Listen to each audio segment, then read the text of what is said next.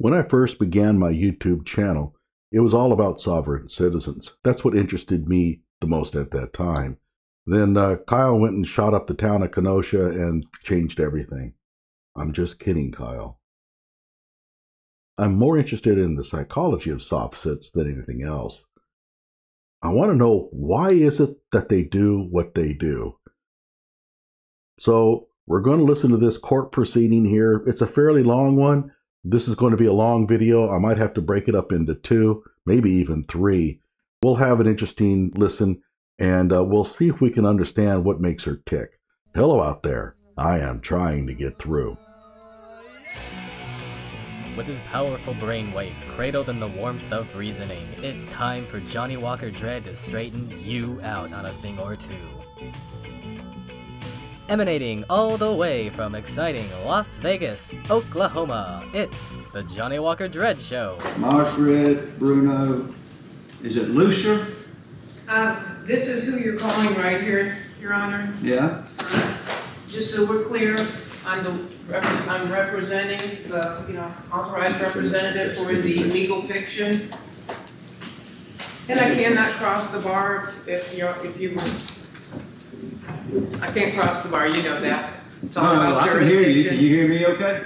I can. Yeah. Right. It's not as sophisticated as my hearing aids, but I can hear you this time. All right. All right. I just want to be clear that when I was here for the arraignment, first off, I never had a first appearance. Within 24 hours, I was incarcerated for 13 days without a first appearance. Bond was set. And that's true because you wouldn't sign the documents at the jail. Until you sign documents at the jail, you don't. Where is that written that you have to sign anything? Because I couldn't find it. It just simply says within 24 hours I would go before a judge. I had you weren't properly booked, so that's the way that was. But I'm not going to argue with your point. But go ahead. Okay. Well, I just want to get it on the record that I am here on a special appearance, and I'm just the authorized representative for this birth certificate. It has been federally authenticated. If you want to take a look at it. Okay, we have a whole bunch of things that she's been throwing out here. Obviously, she's been studying up on sob sit theory for a while. She's got it down pretty well. Unfortunately, none of it really makes much sense. But the question now is what's driving this? Well, one of the things that they're really concerned about is that they have a belief that you are a free man of the land until you sign away your freedom to the government. You see, in their mind, the government has this scheme of always trying to entice you to sign your rights away, that the government wants you to be a slave to the state, and as long as you resist that, you can remain free. So the government has a lot of tricks up their sleeves, and one of the things that they do is they get you to sign things, and once you sign that document, you are essentially signing over your freedom to the government, essentially becoming a slave. This document could come in any form. Remember, the government is really sneaky about this. And so she's in jail. They're telling her, you have to sign this document to get out, and she won't do it, so they're going to keep her there. And one of the traits of a sovereign citizen is an inability to understand when the other person has you over a barrel. As my dad used to tell me, a man's got to know when he's licked. And if they have you in jail and they're not going to release you from jail until you sign, well, you got a choice. You either sign or you just stay there. Now, there is actually a third choice, and they usually write under duress when they sign. This goes back to contractual law, where if you sign a contract but you are under duress, you might not be held liable to that signature.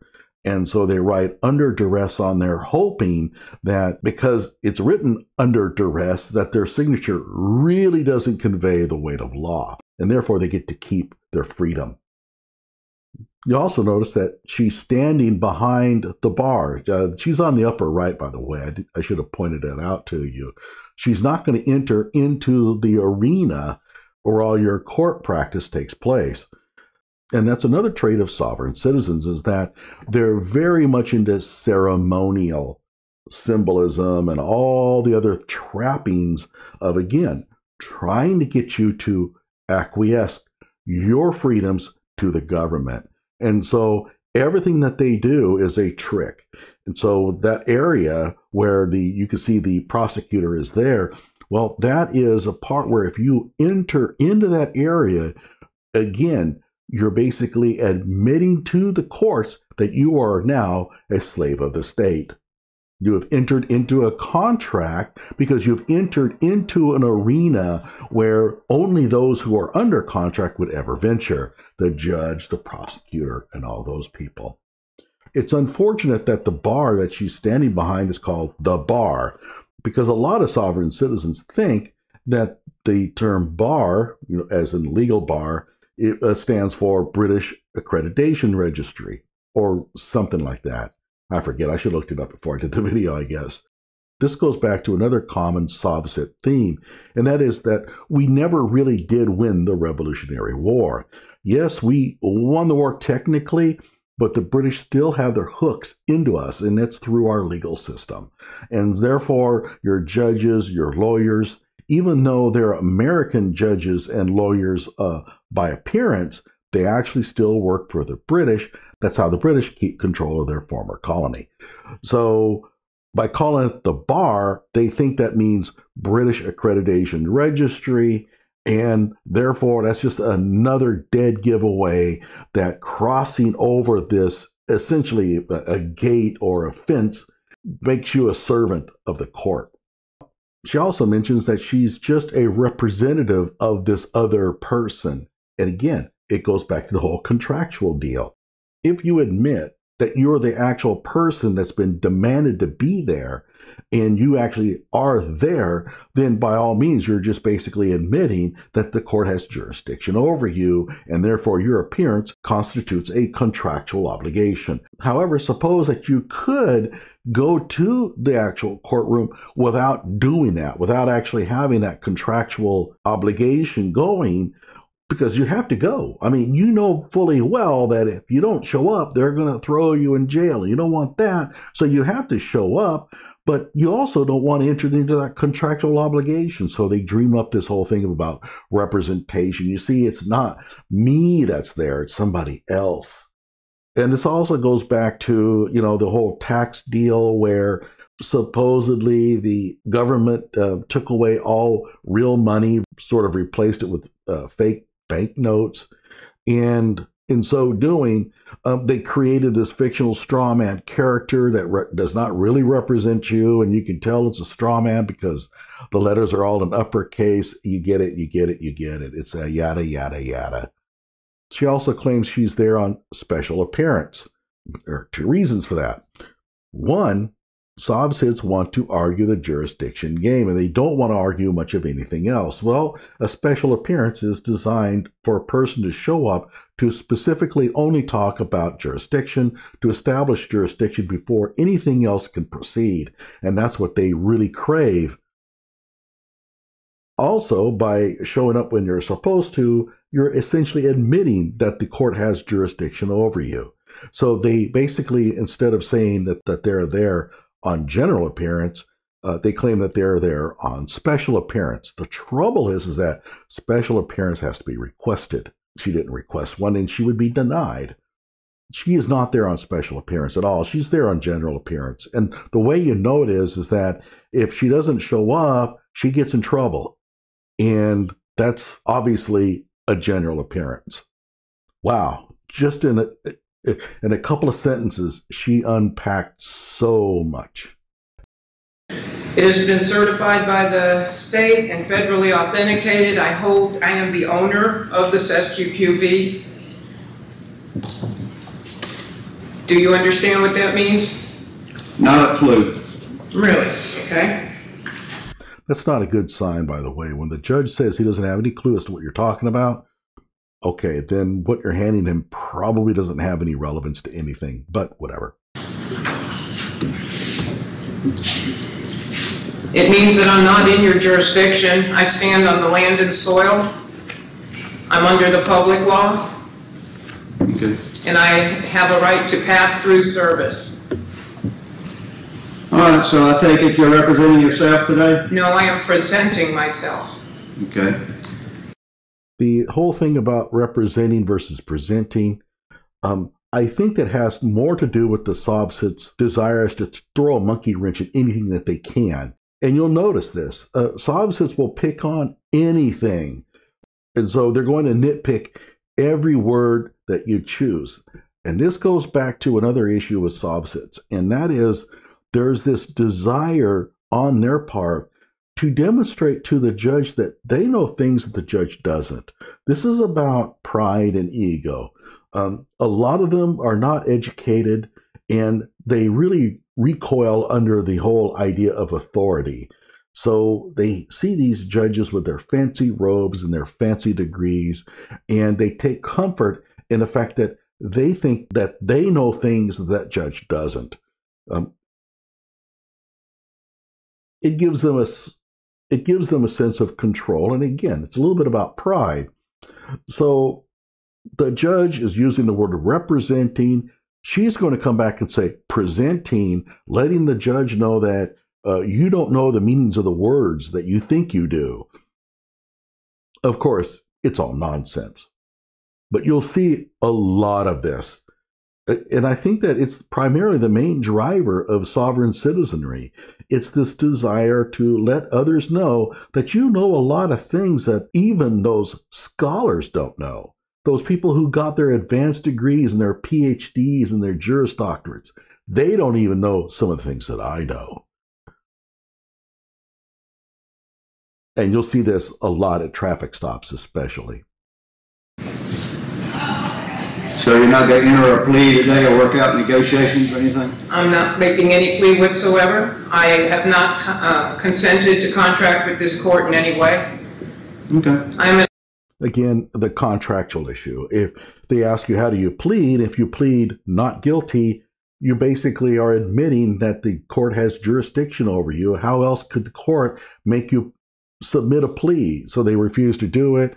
The judge will typically come back and say, okay, I'm just going to enter in a non-guilty plea for you. And of course, they hate that. So the idea behind that is that if you get into serious trouble, one of the best ways to get out of trouble is simply don't enter a plea.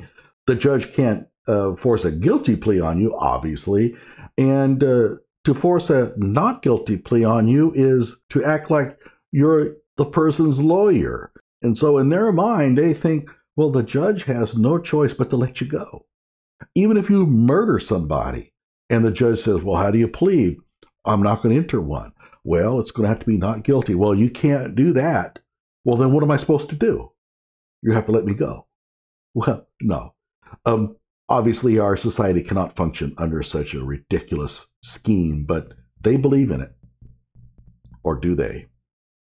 An American state national. I'm not a sovereign citizen. That was a hate crime under which I was arrested, and the arresting officer has since quit his job with the Jasper Police Department. Another thing that comes up a lot is that the term sovereign citizen started becoming a moniker. People started using it to make fun of them, so they changed the whole lingo. The idea that they recoil being called sovereign citizens because of the etymology of the word is nonsense. That's not why. If you'll remember that the term African American is probably no longer kosher, it's now black. So people will get labeled in some way, and they're okay with it up until the point where it starts to become a matter of ridicule, and then they'll want to change it. And that's the reason why they don't like the term sovereign citizen anymore. It has nothing to do with the etymology of the word. That was crafted just to explain why you can't call them sovereign citizens anymore. All right, well, see if we can... I have a file here that I have one prepared for both the prosecutor and for you, Judge, if you'd like to take a look and go along with me on what I'd like to bring before the court. My goal is that this case get dismissed with prejudice before I walk out today. Well, that's not going to happen, but we'll take a look at those files. Okay, they're the same, one for each of you. We'll take them under review for you. Okay. Give Miss Tiffany one she can take back and look it over. Of course, for the judge to dismiss the charges with prejudice, he'd have to have jurisdiction over it. All right, well, here's what we're going to do today. I'll look this over for you. I'll let this over. This file is not completed. Let me explain. All the highlighted areas, I met with the clerk of court, Greg Godwin, and the areas that were in yellow here, I expected that he would be able to provide the information for me to complete these documents. I am not able to mail them until I can get them completed. He suggested that I talk with, is it John Durham, or who is it, Durant? Am I getting that correct, Tabitha? That's Mr. Durrett, the state attorney. Durrett, okay. Mm-hmm. He suggested I should talk with him as far as getting this information completed. He said he wasn't able to complete the information. Otherwise, I can hire somebody to get this information for me. So if this case is not going to be submitted, but the first letter in here is a fair notice and warning letter. And it speaks to what the issues are here. First off, it was a false arrest because I do have a right to travel. No, and then also there is no contract. The application for a driver's license does not tell anybody that you are trading a God-given right for a privilege.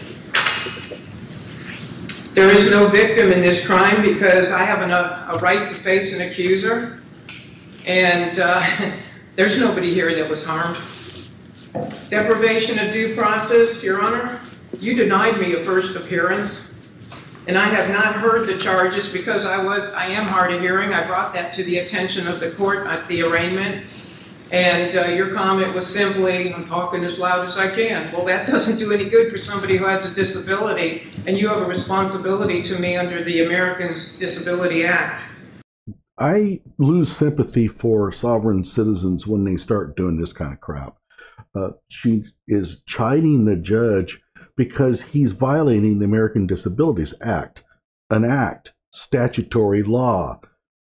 If she had a business and she didn't provide wheelchair ramps for her customers, she'd get fined. And what would be the first thing she would say? That's just an act. That's just statutory law. It doesn't apply to me. However, she wants it to apply to others.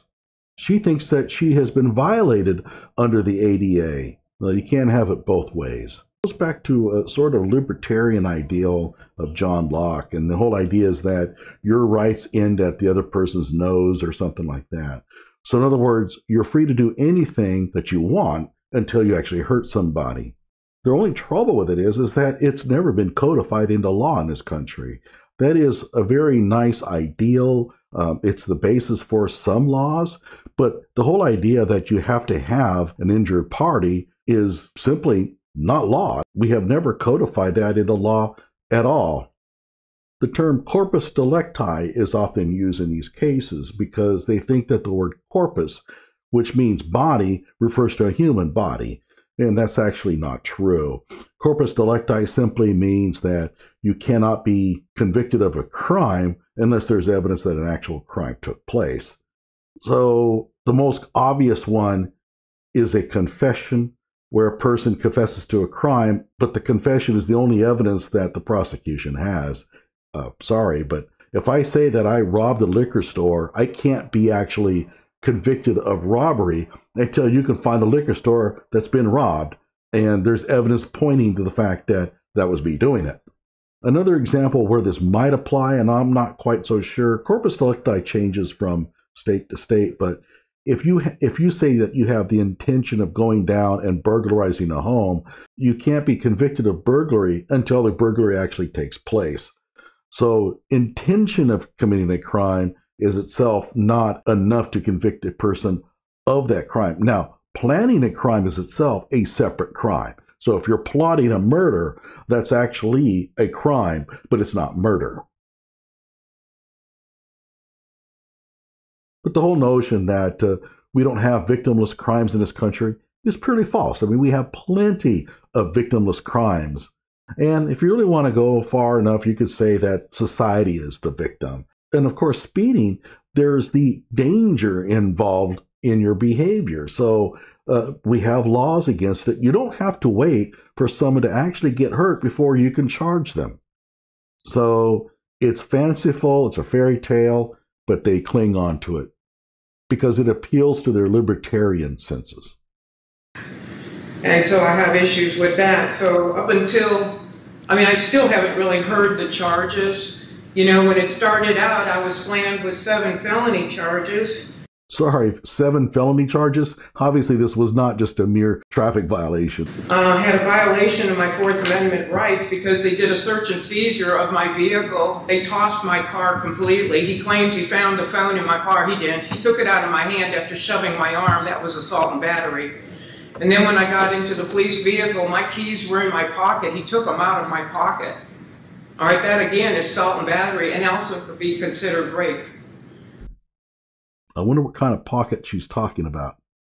But she's trying to explain her side of the case. This is not the time for it.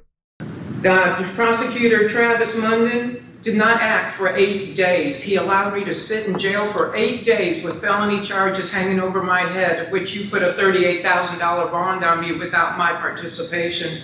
Again, that was a violation or deprivation of due process.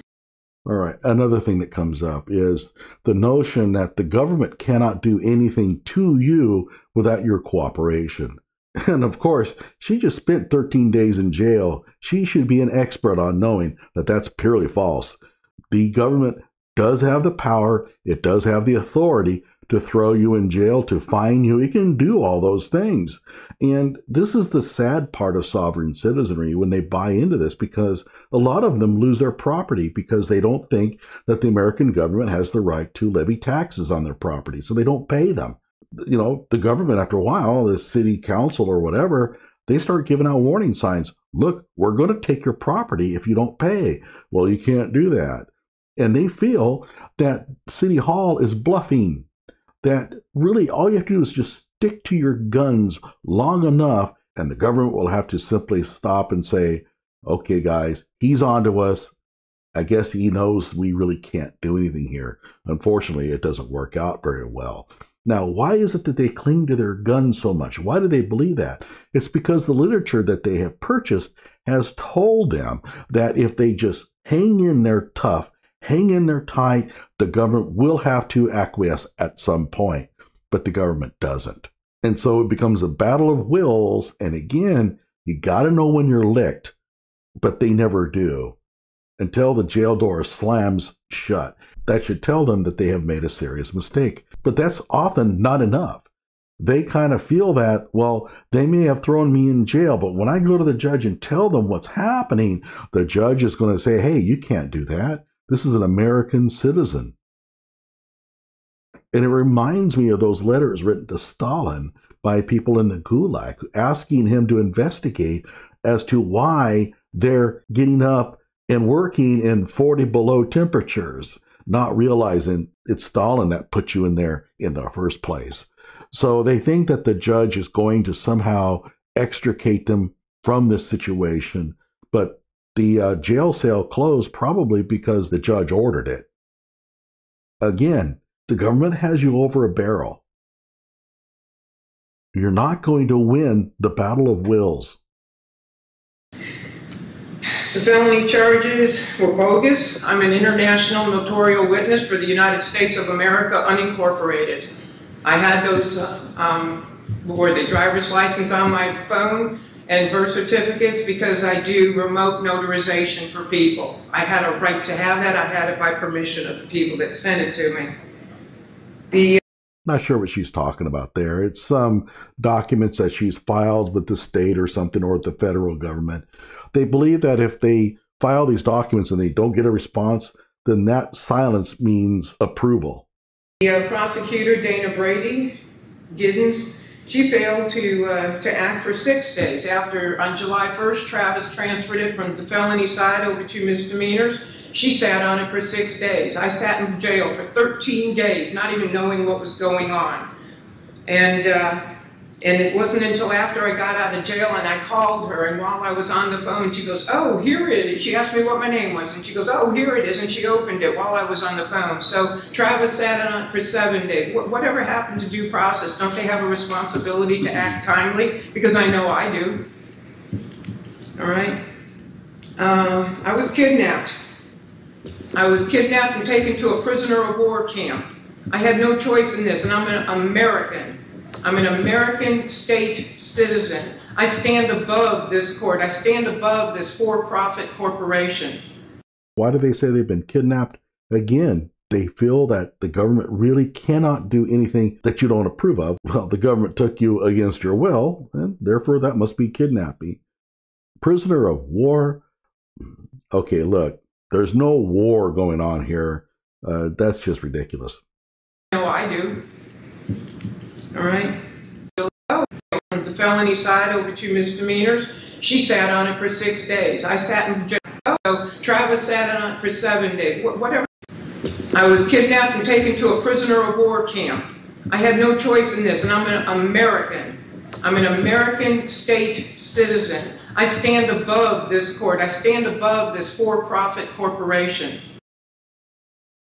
And the for-profit corporation thing comes from a misreading of some of the documents that were, I believe, in the UCC, the Uniform Commercial Code. It is true that under certain maybe circumstances, federal agencies can be treated as corporations. That doesn't make them corporations. Our U.S. court system is not a corporation because it's not incorporated. And it's strictly speaking, not a for-profit entity. First time that I saw you, sir, was 44 days after my arrest. And again, my Americans with Disability Act rights were violated in that you made no accommodation at all for my not being able to hear you. So as far as I know, I never did put in a plea. I have not pled in any way whatsoever. I have not consented. I have signed absolutely nothing. I signed no citations. And I have had communication with Tabitha and Dana. We have been writing back and forth on our 72 rule of response, and I can't get answers out of them. The whole thing about not signing anything, look, if I go and kill somebody, murder them, I don't think I can get out of it by simply not signing any documents. It just doesn't work like that. And the whole thing about citizen deal, I can't go to Britain and kill somebody there either. So that argument doesn't hold up under any level of scrutiny, yet they still forward it. This is where they just don't think about these things very deeply. All of these arguments that you're using to try to get out of a speeding ticket or whatever felony she's committed, if you apply them to murder, serious crimes, what happens? Well, that's different. No, it's not. There's nothing different about it. We have to be able to arrest people and punish them if they do things wrong. Society cannot function without that authority. They keep telling, I ask for documentation, and all I get is no documents responsive, no documents responsive, over and over again. I ask her for her oath of office on Florida letterhead, nothing. I get a scrap of paper. Again, very ceremonial. They believe in ceremony. So the fact that the flag there probably has gold fringe means something to them. We're not going to hear that argument from her, but we've all heard it a million times. If the judge shows up without robes, just wearing a business suit, they would probably say he's not a real judge. He can't properly function because he's not wearing the judge's robes, this ceremonial deal. I mean, the letterhead deal, who cares? All you care about is what was the oath actually administered. The fact that it's on letterhead or nothing means nothing. And of course, the whole oath argument is kind of silly in the first place. But if you're going to believe that the oath that the judge took is somehow important, all you need to know is what was the oath? What were the words that he spoke? You don't need it on letterhead. It means nothing. But again, it's all about ceremony. Well, I'm getting a little tired. I'm going to have to break this thing up into at least a couple of more videos. Let me know what you think. And by the way, I'm just going to tell you right now, if I don't get a whole lot of action on this video, if I don't get hardly any views or any commentary, I'm just going to move on to something else. I'm not going to pour in the countless hours it takes for me to record and edit these things if nobody cares about them. So let me know what you think. Do you want to hear more about this or not? Like my video, subscribe to my channel.